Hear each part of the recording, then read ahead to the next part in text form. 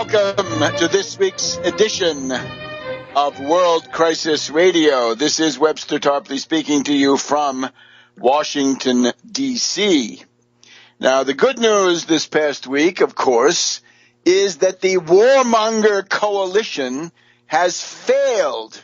The reactionary Republicans, the bigots, the reactionaries, the warmongers have not been able to stop this Iran nuclear accord. So with that, that is at least a good half step away from the brink of general war. And it also points out the tremendous disarray of the reactionary Republican Party. The Republicans are in bad shape. First of all, their inability to stop this, right? Despite the fact that they do control both houses.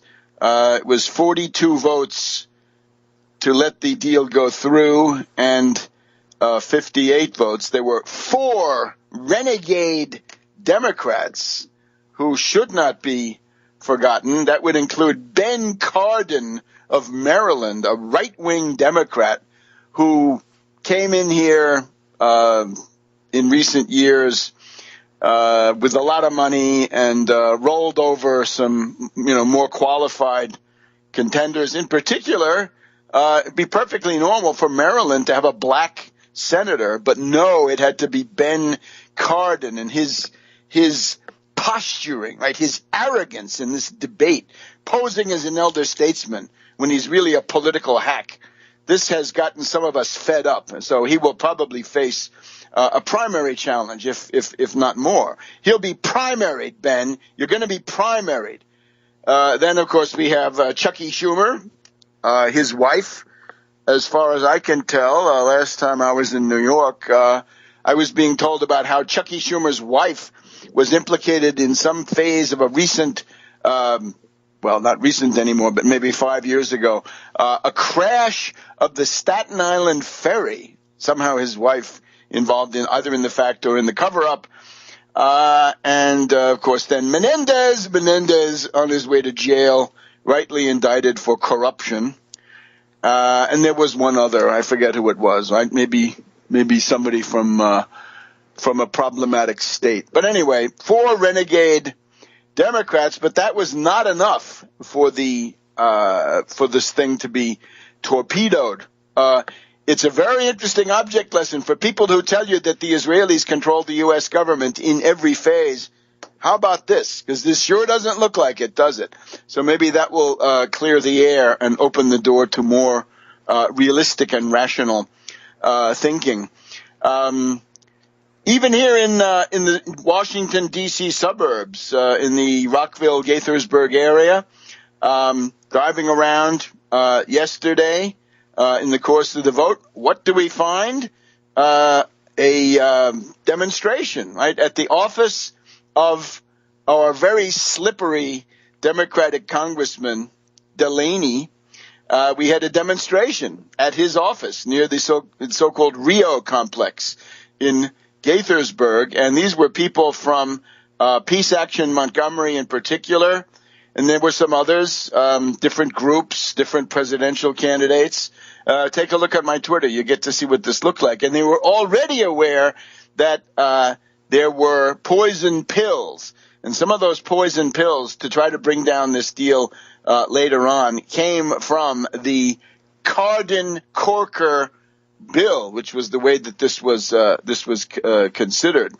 It's really unconstitutional, right? The president runs foreign policy. FDR did executive agreements. How about destroyers for bases? Was that a good idea? You bet it was.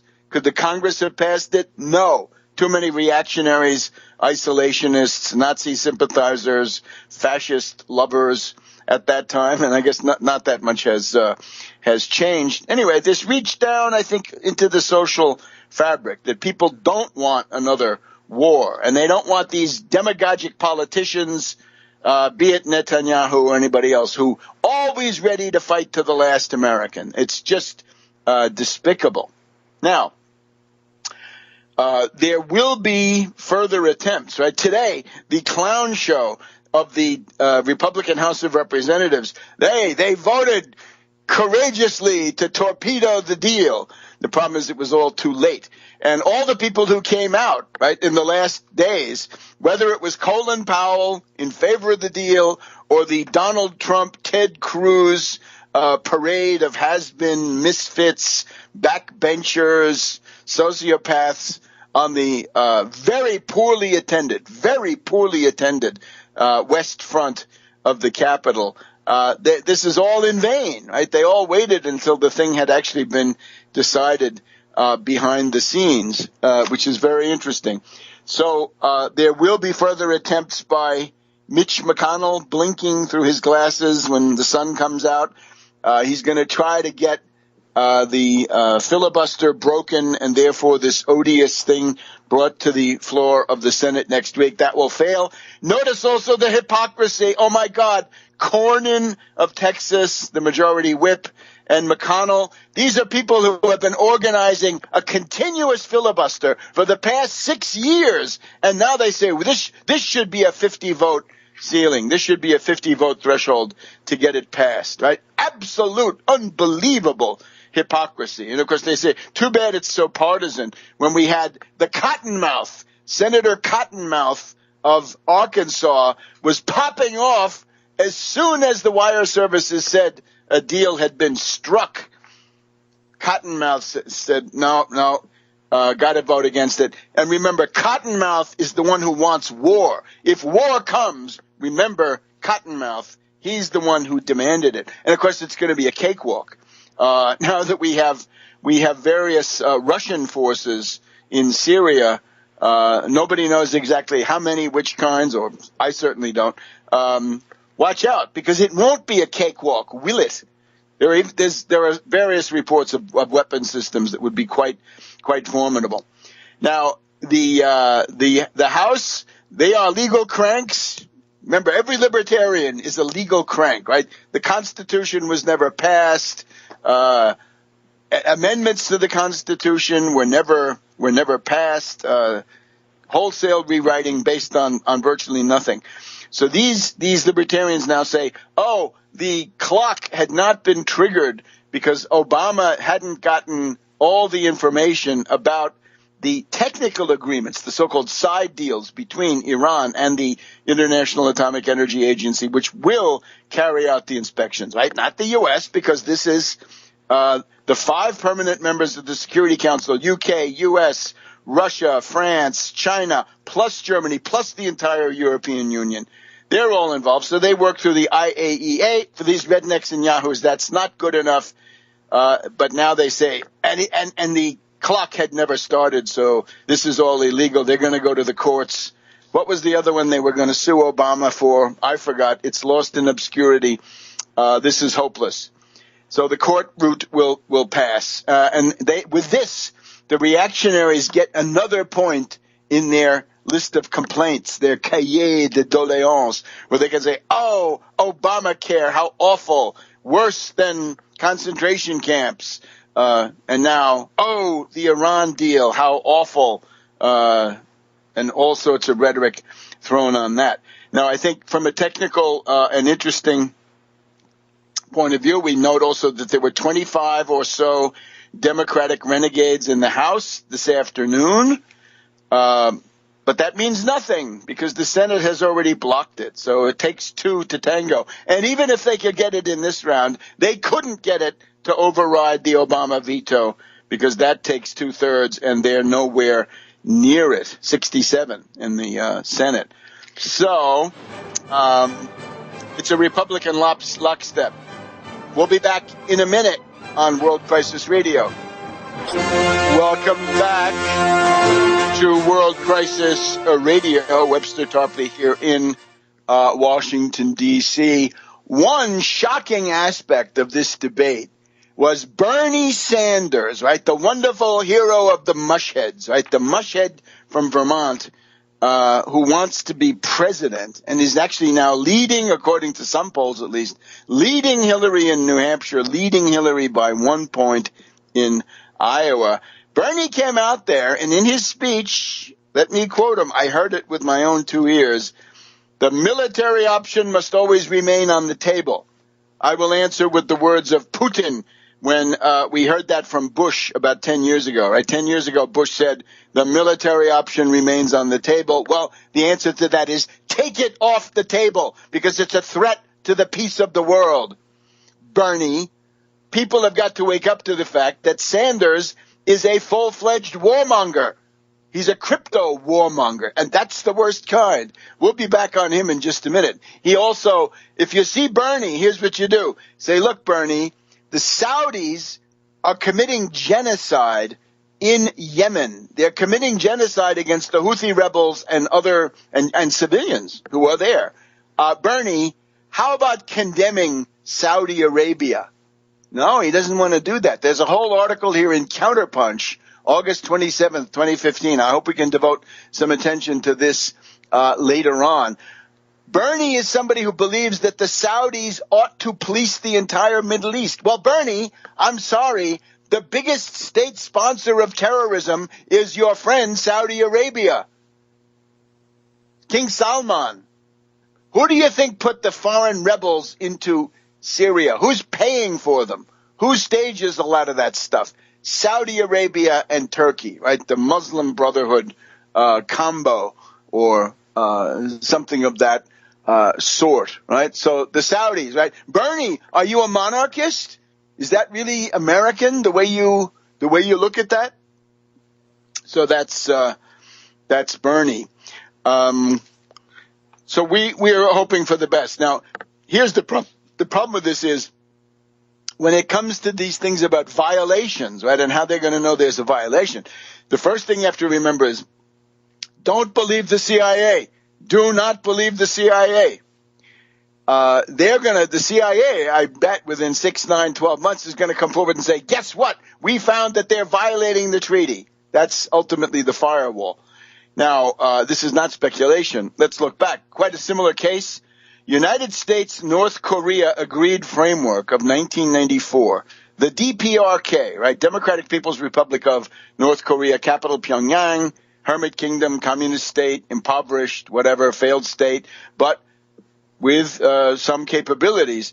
In 1994, the U.S., with help in the background from Japan, South Korea, some others, they signed, the Clinton administration signed an agreed framework which said, the U.S. is going to deliver, we're going to deliver fuel oil to you, petroleum products, and we are going to build for you light water reactors, because with light water reactors, it's virtually impossible to get anywhere on a nuclear bomb project with that. So please, DPRK, shut down your other reactors, right, Soviet designs, but now take these light water reactors.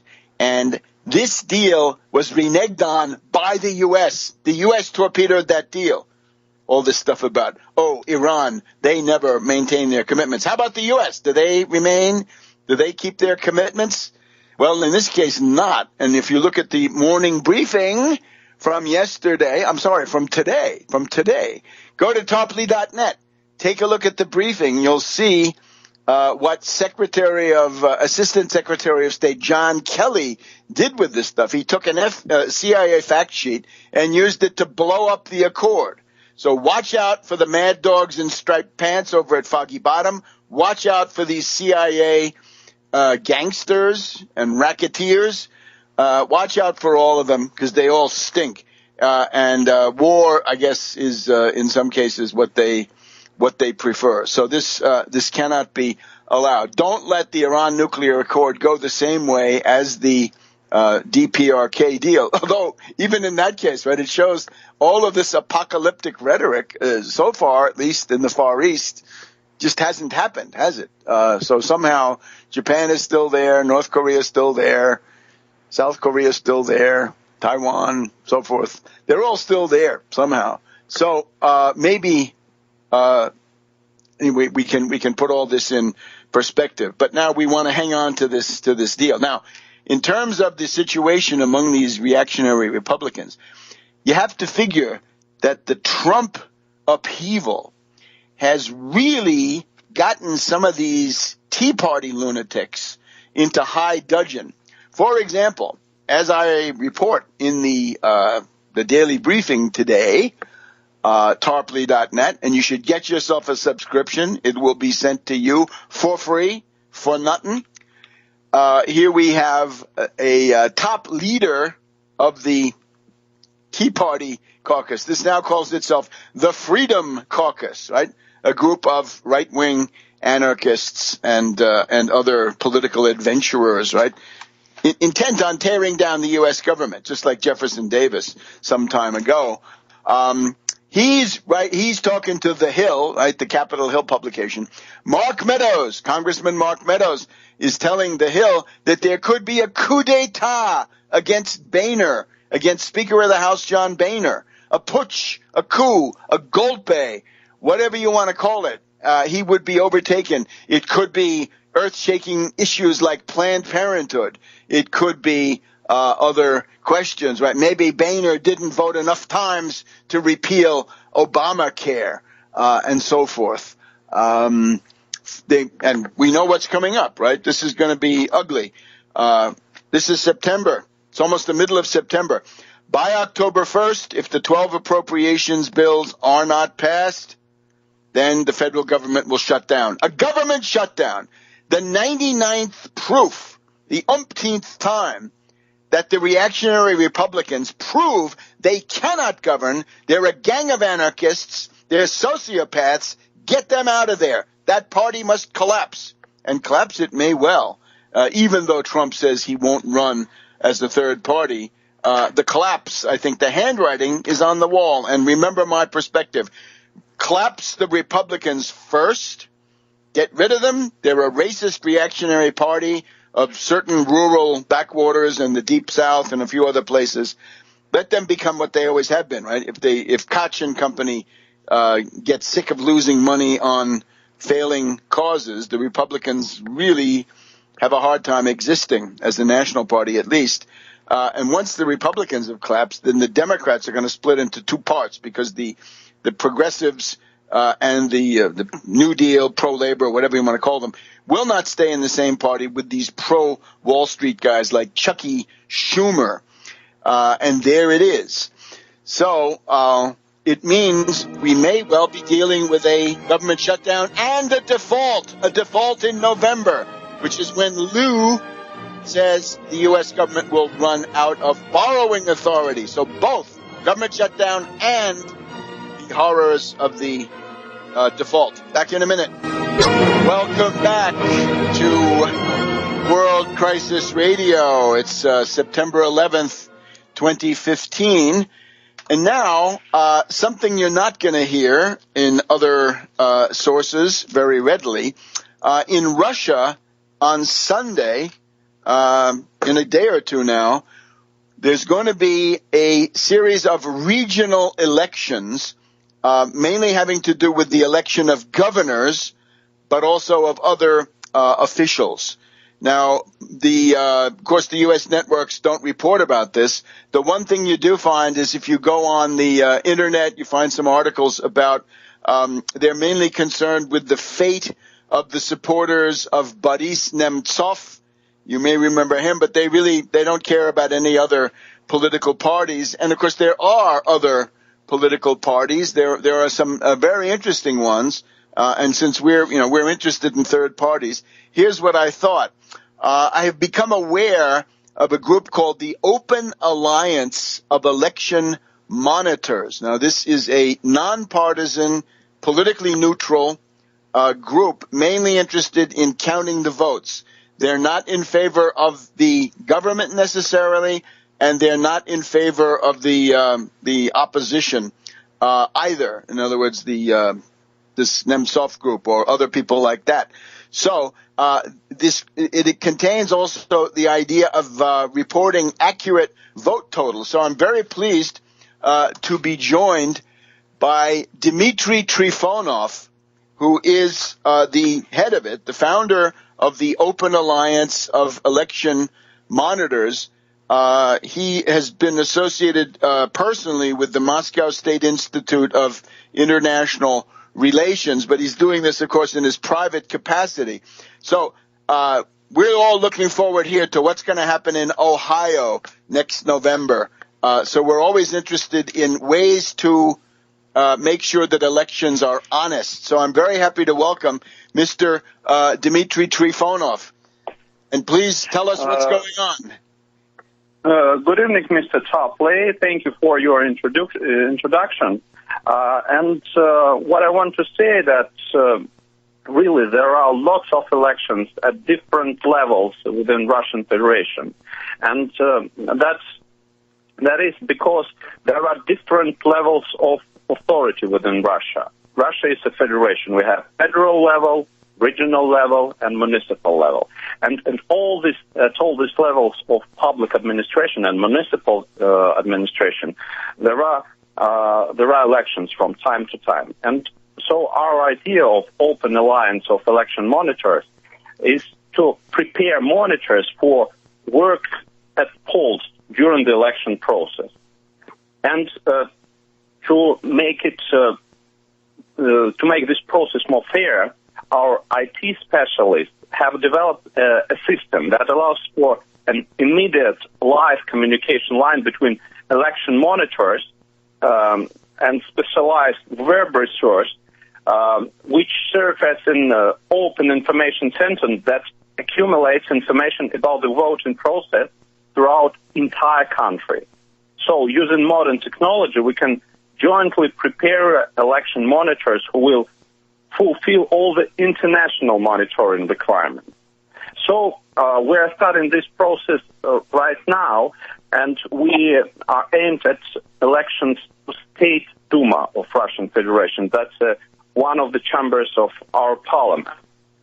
But already this weekend, as you have already said, we have regional elections in some of the regions of our country. Our governors are going to be elected, and we have already prepared 600 monitors that are going to use our IT system, that are going to use Open Alliance, our system, our website, to monitor the election process within regions of the Russian Federation. It's Kostroma region, it's Nizhegorодska region. The names may not tell you some specifications, but in 4 regions of the Russian Federation, this weekend, the system is going to be applied. And we think that in a year, when it comes to elections of State Duma, Russian Parliament, we have monitors throughout the country, and we'll be able to provide a fair monitoring system for the election process.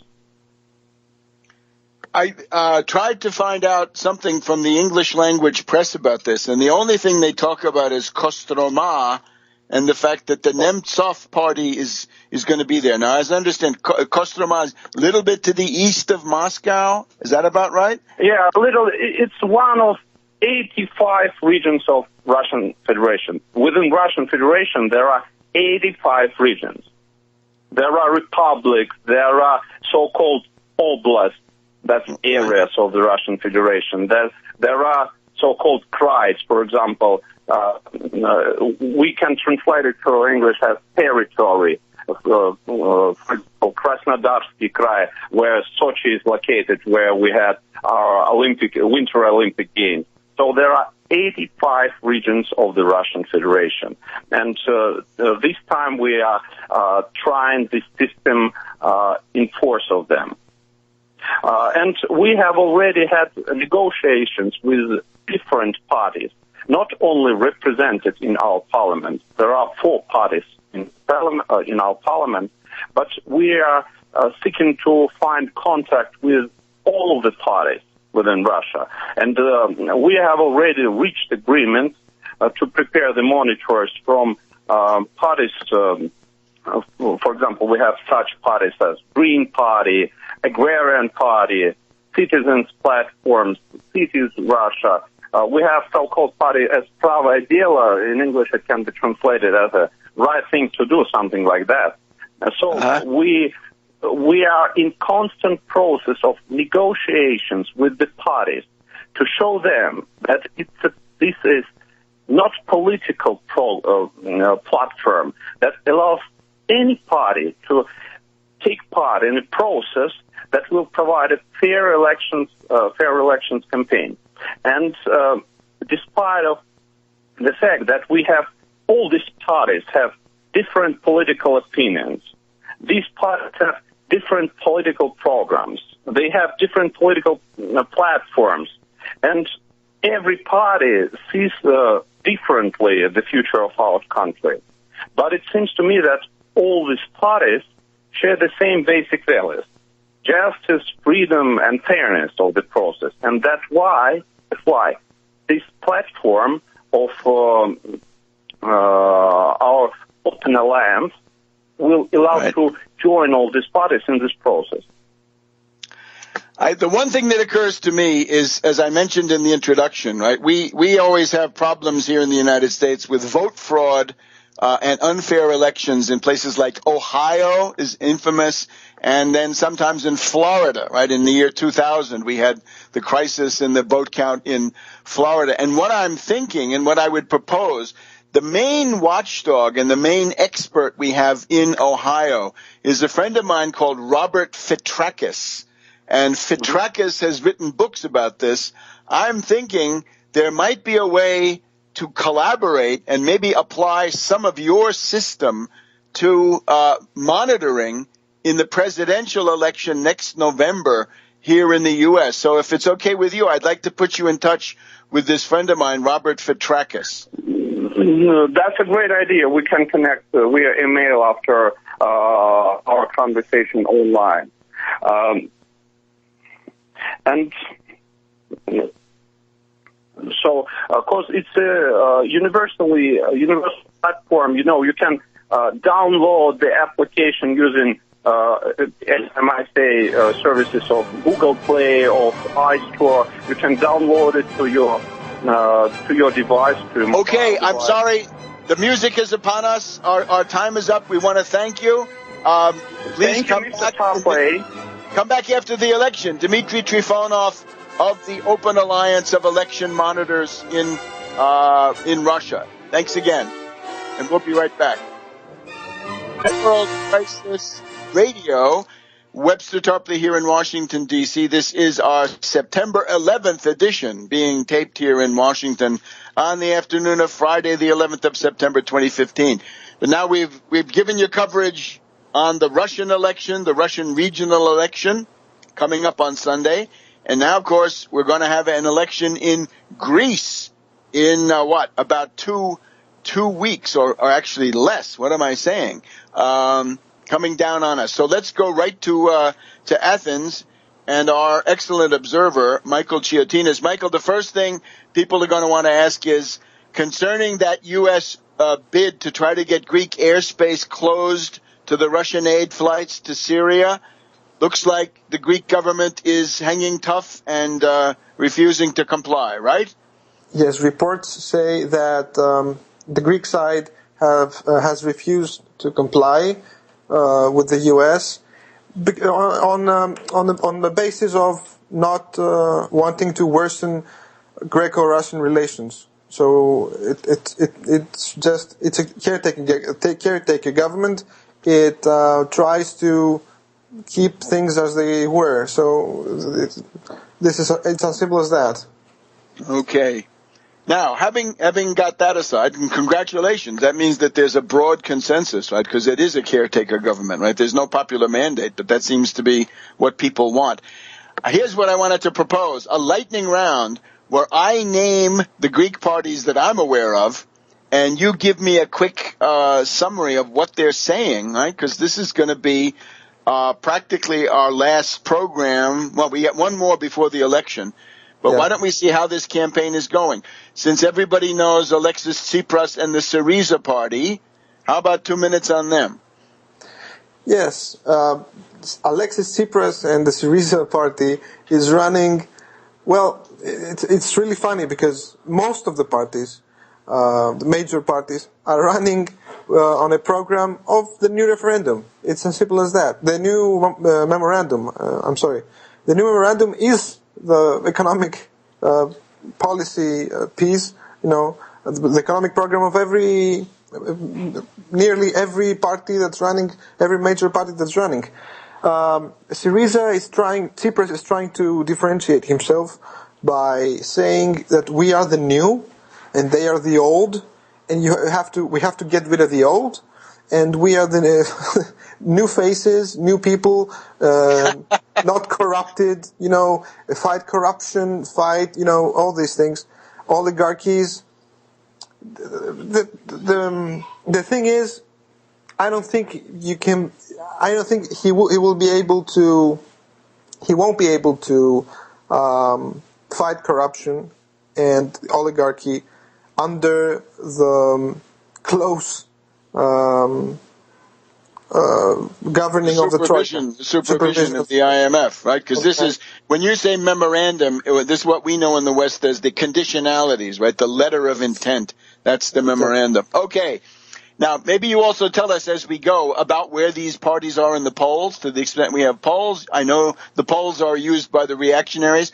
How about popular unity? Now, this is the left-wing split off from Syriza, right? The ones that want to be, really anti-austerity or more anti-austerity. There was a new poll today showing them near the percentage that they could not get in parliament, but most polls show them around 4 or 5%. Now, I believe that's not right, because the major pool of undecided voters are people that voted for Syriza in the previous elections. So these undecided voters will either go to Syriza or the Popular Unity. Now, this is going to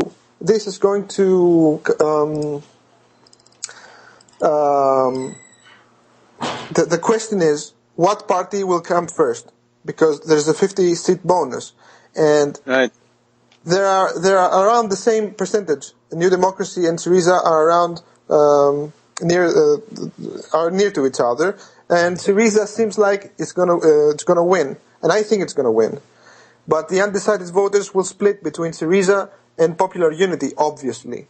So I think that Syriza will be the winner, and Popular Unity will get something around 8%, which is very good, because what we need right now is a true anti-memorandum, anti-bailout, anti-austerity party inside Parliament to present a viable, reliable alternative to these policies.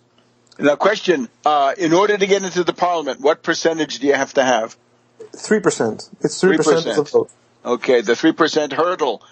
All right, now how about New Democracy? What are they saying? New Democracy is saying we should have a national unity government to have stability. In other words, the main thing is stability. Everyone wants stability. Every bailout, austerity-loving party wants stability. What's stability?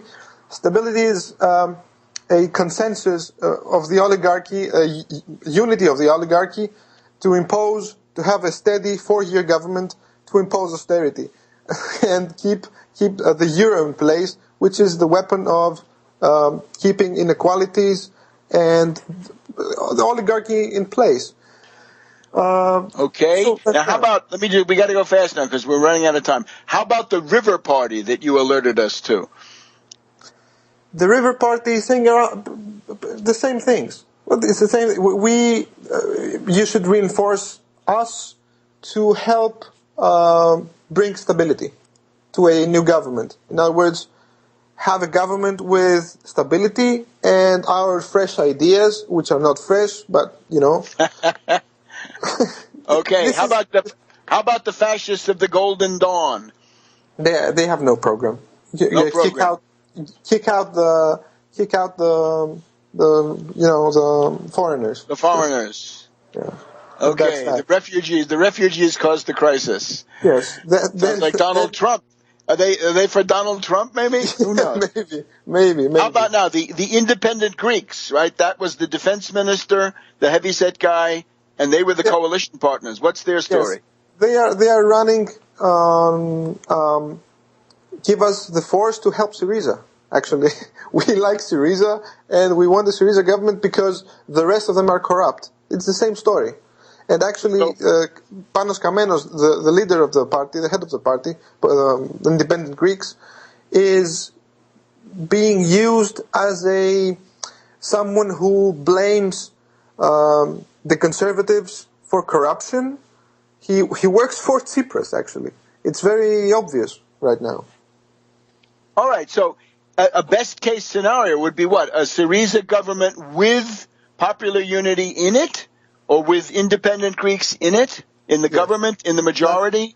That's best case scenario, but it's still ugly, I think. And given the disillusionment right now, given the nihilism about politics, given, the TINA, there is no alternative, that the Greek people hear everyone saying there is no alternative. Well, trouble is, if there is no alternative, there is no politics. And this disillusionment is likely to bring ugly things. We could see political teratogenesis, monsters being born, political monsters. Mm-hmm. And the question is, how can you do politics right now?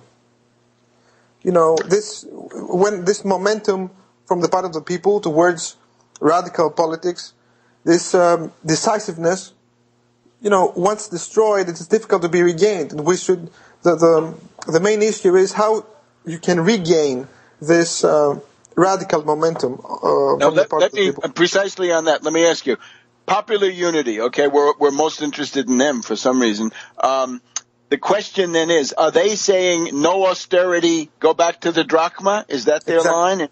Exactly. So they say it. All right, fine. That's no dignified.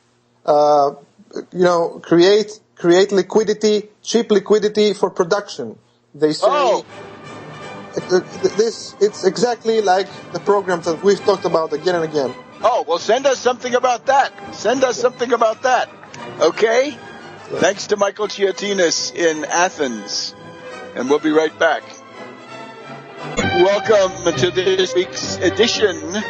Welcome back to our second hour on the World Crisis Radio Show. Webster Tarpley here in Washington, D.C. So, that's a very interesting initiative there, right? The Russian election monitors. And now this issue will loom large next year, right?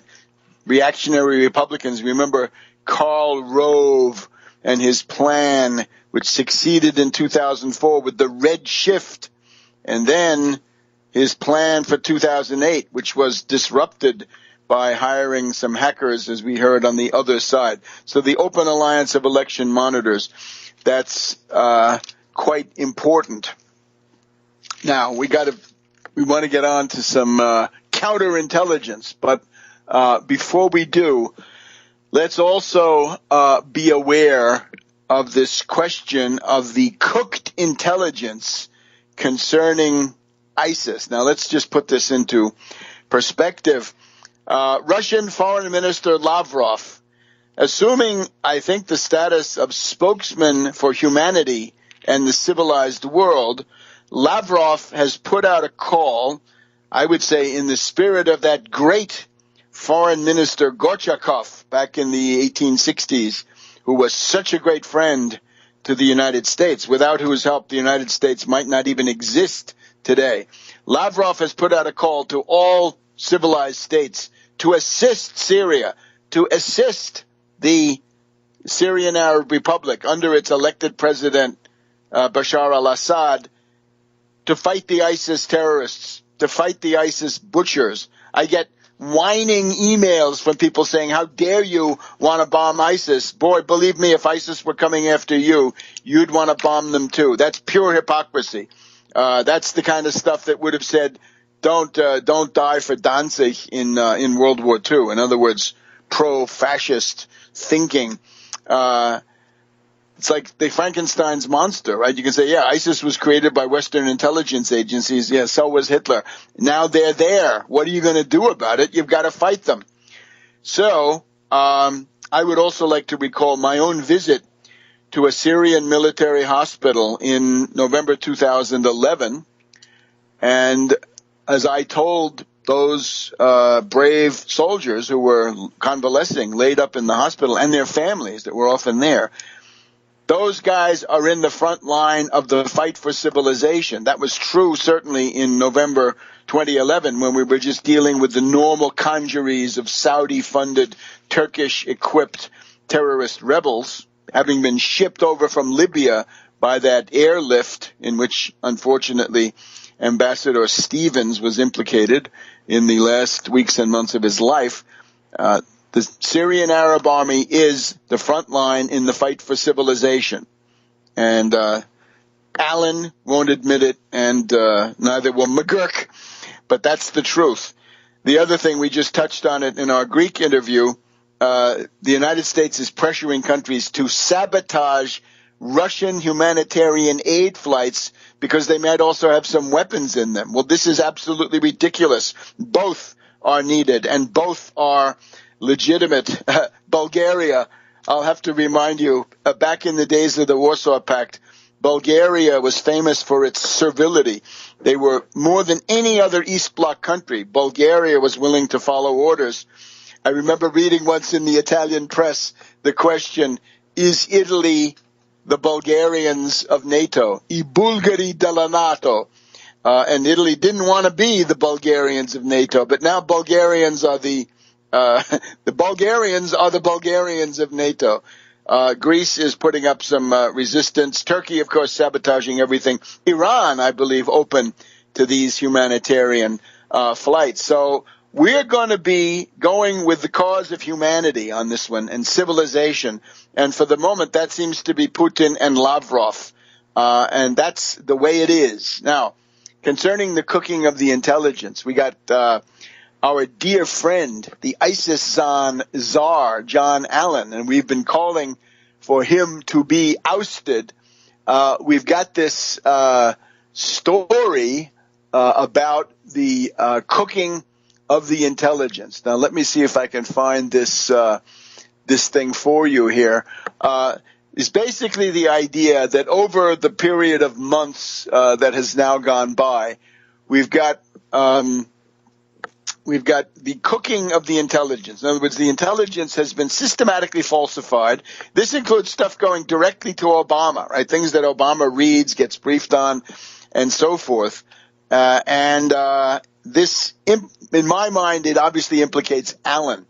The way that this has been handled by many news organizations is they don't say it's obvious that the intelligence has been cooked to conform to the wishes of Allen and McGurk at any given time. But what they do say in most of these articles that I've seen, or at least in many of them, is that in Aspen, Colorado, at the end of July, Allen was preaching that ISIS was being defeated. ISIS is getting whipped. ISIS is losing, the famous quote from Allen.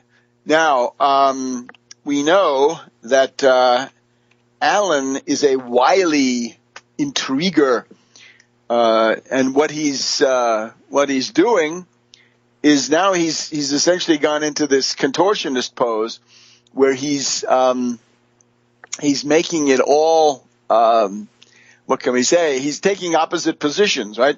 At the end of July, Allen is saying ISIS is losing. Then we have him yesterday for the September 10th, the anniversary of the foundation of the anti-ISIS coalition. He comes on CNN with Jake Tapper, and he says this is going to be a multi-year struggle. It's going to go on forever. This was the line from McGurk on one of the Sunday shows a little bit earlier. So the question is, hey, which is it? Well, Allen can do it both ways. Allen says ISIS is losing. Then he says it's going to be a multi-year struggle because, of course, he says, look at all the defeats that ISIS has had. These are mainly the Kurds defeating them. Look at all that border area that they've lost. So this is the evasive action by Allen. He can't seem to come to a conclusion because he doesn't want to. He wants to be a moving target. So now here's the thing. Clapper, we have some stuff in the Daily Beast about Clapper. Clapper being the intelligence czar, I guess, of the United States. Clapper is now being, they're being accused, he's being accused of being in touch with a brigadier general deep in the bowels of the intelligence division of CENTCOM, that is the U.S. Central Command. So they say, why is Clapper, who has 12 intelligence agencies to feed him stuff, why is he appealing to this brigadier general in CENTCOM? Good question. On the other hand, what's going on here? And what I am thinking is that this is somehow an operation masterminded by Allen and by McGurk, and I'll tell you why. We're told that Clapper has no business talking to this brigadier general in the CENTCOM, but then in the course of this article in the Daily Beast, we then have this big tirade against General Lloyd Austin. Yeah, we can give you a little bit more now. I finally found the document. So it's the Guardian starts, and we'll have it in just a minute on World Crisis Radio. Welcome back to World Crisis Radio. It's September 11th, 2014. If you still haven't figured out what happened on September 11th, 2001, you have got to go to tarpley.net and click on my book. That is to say, 9/11 Synthetic Terror Made in USA. And we are now up to 46 drills and other operations through which this event was conduited through the U.S. bureaucracy, since this is the way such things are done in the modern age. You take the drill live, you flip it live. You've got the patsies, the moles, and the technicians. You've got the angel is next. I am the only one who pays any attention to this vital evidence. That is why the 5th edition, make sure it's the 5th edition now, of 9/11 Synthetic Terror is, in my opinion, modesty apart, the most complete and the most accurate story, because it tells you pretty much how it was done. And within certain limits, it also tells you who did it. But now let's look. It's the Guardian. Okay, the London Guardian here on September 10th says that James Clapper is having frequent communication with a military official who is said to be implicated into a Pentagon inquiry of concerning manipulated intelligence. So the idea is that Clapper is talking every day with the head of the U.S. Central Command Intelligence Wing, Army Brigadier General Stephen Grove, Grove, which is highly unusual. How dare you? This is the same Clapper who lied to Congress. One official says Clapper has to be careful of the Cheney effect. If he physically went and visited the CIA, that would cause a stir. How would that affect people? Clapper is, of course, an easy punching bag. He's manipulative, we're told. And so we have Grove, again, the Brigadier General, Stephen Grove, and his civilian deputy, Greg Reichman, Ryckman.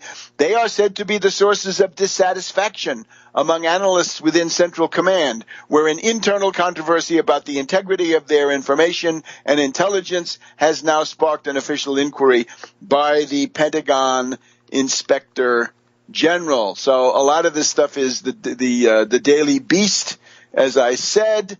The inquiry was reported by the New York Times in August. So the big problem is, where is Allen? Well, we're told some interesting things. According to The Guardian, quote, the command environment within Central Command is toxic. This is down in Tampa. This is where Allen had been operating, and then he got ousted.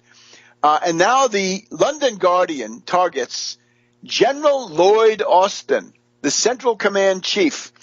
He's not really implicated in the intelligence manipulation, but according to a senior defense official, at the end of the day, he's responsible for his staff. Well, what is this?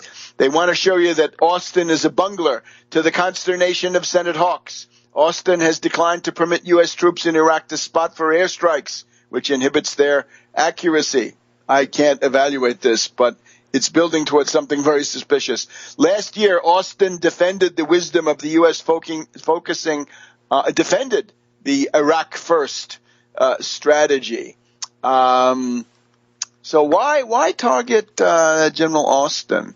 We've also got Marine General Vincent Stewart, the director of the DIA, Defense Intelligence Agency. He said on Thursday that the various investigations will play themselves out and see if anybody did anything wrong. Now, going back to that landmark series of exposés at the end of July, beginning of August, from the Tax Wall Street Party and yours truly, turns out one of the biggest bureaucratic enemies of Allen is this General Lloyd Austin, who's being targeted. So you tell me, not everybody was pleased when Allen became the ISIS czar. Among the dissenters was the head of U.S. Central Command, General Lloyd Austin. Austin complained to aides that Allen would report directly to the president, bypassing both himself and General Martin Dempsey. What is this? The chairman of the Joint Chiefs of Staff. Austin believes that Allen's appointment would lead to confusion about who was really leading the effort. A senior U.S. officer said, "Why the hell do we need a special envoy? Isn't that what the Secretary of State is for?" Austin's private doubts have been shared by serving and retired officers. Included in this group was former U.S. Central Command Chief Anthony Zinni, not the worst guy based on what you see on TV, who issued a harsh public condemnation of the appointment. "John Allen is a great guy," said Zinni, damning with faint praise. Zinni told a reporter on September 12th last year, "Does it take a retired general to coordinate a coalition? What is CENTCOM? Chopped liver?" Oh boy. So it looks to me like Allen is attempting to muddy the waters, counterattacking through these articles that try to blame Clapper and Grove and perhaps Reichman for somehow skewing the intelligence, whereas you just take the obvious thing. How was the intelligence skewed? It's generally skewed into triumphalism. Why? To protect the phony war strategy of appeasement advocated by Allen and McGurk, to make it look like their method was winning, because if it's losing, then there's going to be pressure to change the strategy. So this was a smokescreen, and Allen, as we said before, is still operating with these smokescreens. He's going from "we're winning" to "it's going to take forever," and so forth. McGurk in the same boat. The answer is fire Allen for ISIS. Hashtag fire Allen for ISIS. We're getting now with the cooking of the books. Michael Morell, former head of the CIA, said that is an offense for which you can go to jail. So maybe we better lift and shift into arrest Allen for ISIS. We'll take a look at that if this goes any further. So there it is. Allen has plenty of bureaucratic enemies. Why don't they come forward? We have General Conway, made a name for himself in Iraq. John Allen is taking a lot of credit for work done by others. I was in those meetings. I don't remember seeing him. That's in a book called Mark Perry, Is John Allen In Over His Head? So the ISIS czar under fire. Answer, get him out. Fire him. So that is the state of the Washington bureaucratic warfare here in the week after Labor Day. And we'll be right back on World Crisis Radio. Welcome back to World Crisis Radio. Now we want to turn to our ongoing feature, which I think is going to keep us busy for a number of weeks to come. And that is to say our major inquiry into the area of COINTELPRO. and in particular the changes in COINTELPRO that have been institutionalized after 9/11, that is to say in the last 14 years, and in particular, even within that time frame, since about 2006, 7, 8, when the social media, in particular Twitter and Facebook, came into view. So the word to the 9/11 question is si monumentum requiris circum spice. If you're looking for a monument, look around you. It's everywhere. A society honeycombed by spies, informers, provocateurs, or informal colleagues, as the Stasi would say, right? Informelle Mitarbeiter. Informal helpers. Now, we've got a new situation, and it is shocking. COINTELPRO was thoroughly vetted, was thoroughly exposed in 1971 and in those years, in particular then in the post-Watergate years, 74, 75, and thereabouts, by the Church Committee, Senator Frank Church of Idaho in the Senate, and by Congressman Otis Pike in the House of Representatives. So we were familiarized with COINTELPRO, which was the FBI code term for counterintelligence and provocation.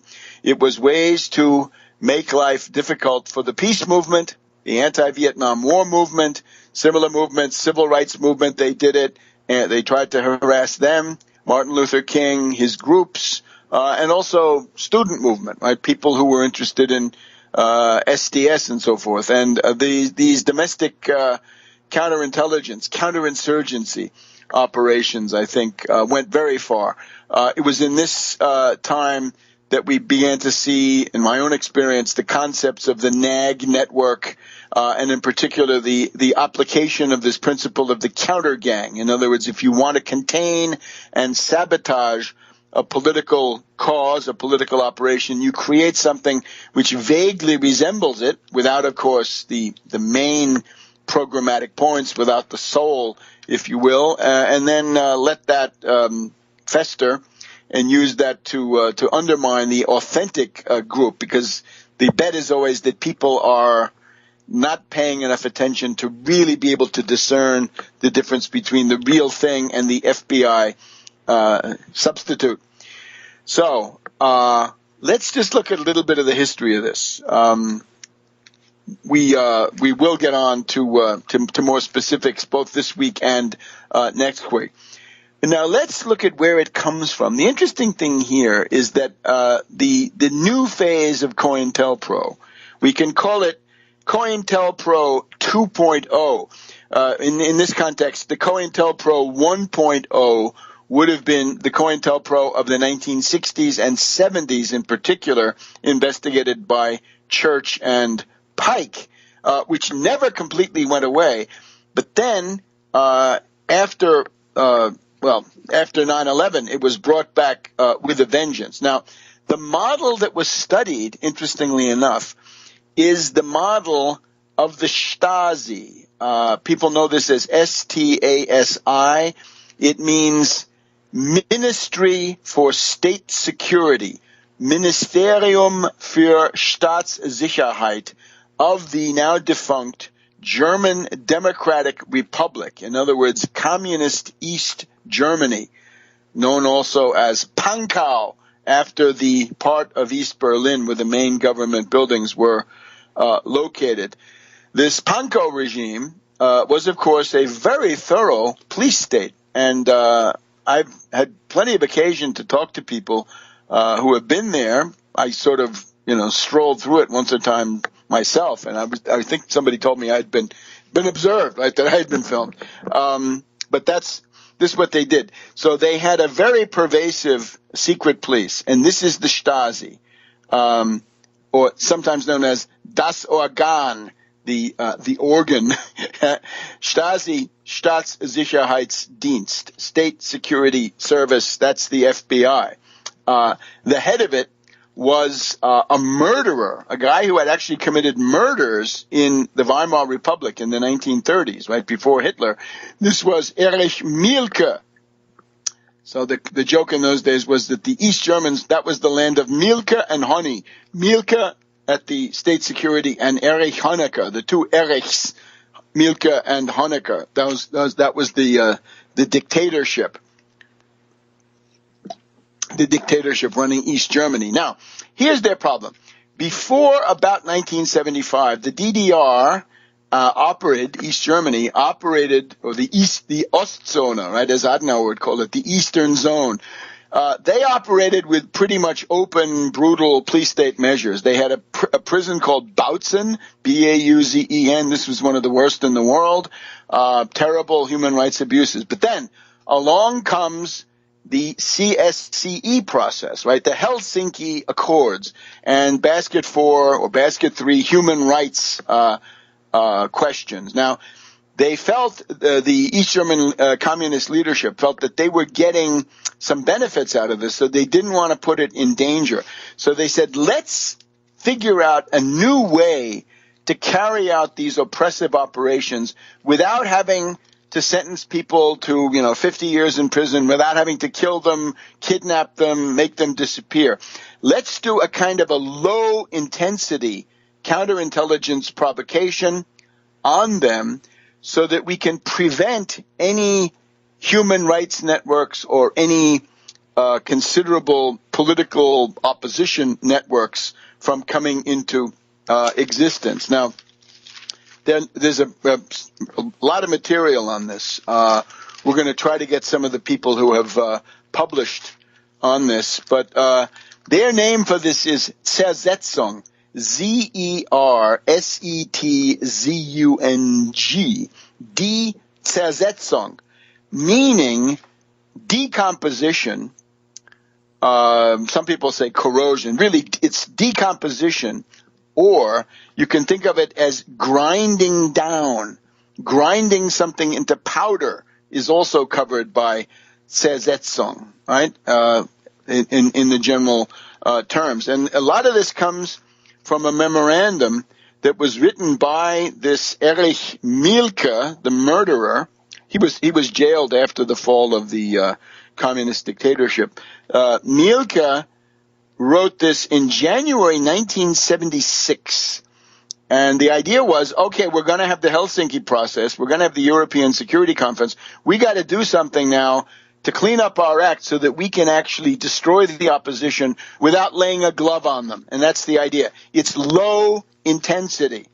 The names, we'll do the list of names and we'll give it another time, I hope, during the broadcast. The names that have been given, once again, COINTELPRO 2.0, counterintelligence stalking, my favorite, COINTELPRO stalking, touchless torture, no-touch torture, psychological terrorism, gang stalking.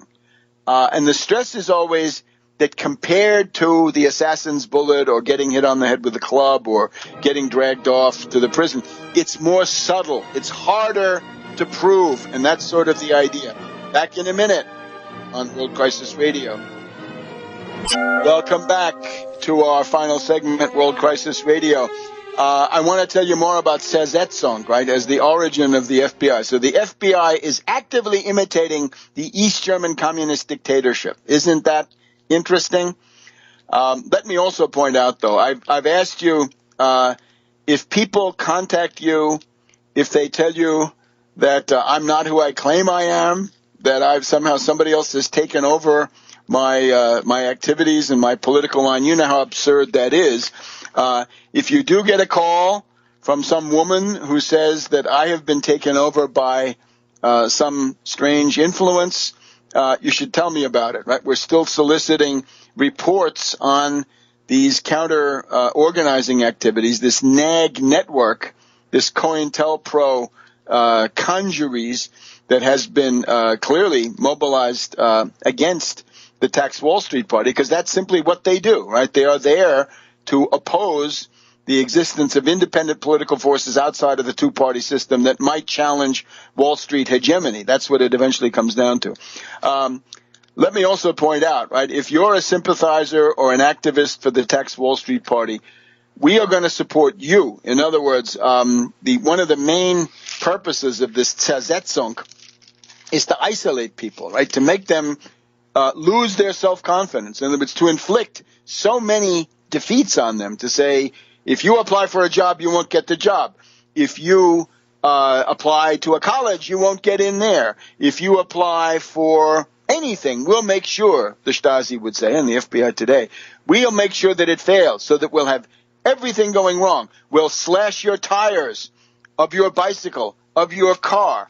We'll make sure that everything in your life that can possibly go wrong will go wrong. And one of the German TV accounts, they give you the example of a woman who was actually driven into suicide, although this took quite a while. They dig into your past. They get files. They threaten you. They blackmail you. It's all strictly illegal. It violates your right to freedom of association. It violates your right to a fair trial. It violates your right to due process under the 14th Amendment. But nevertheless, they do it.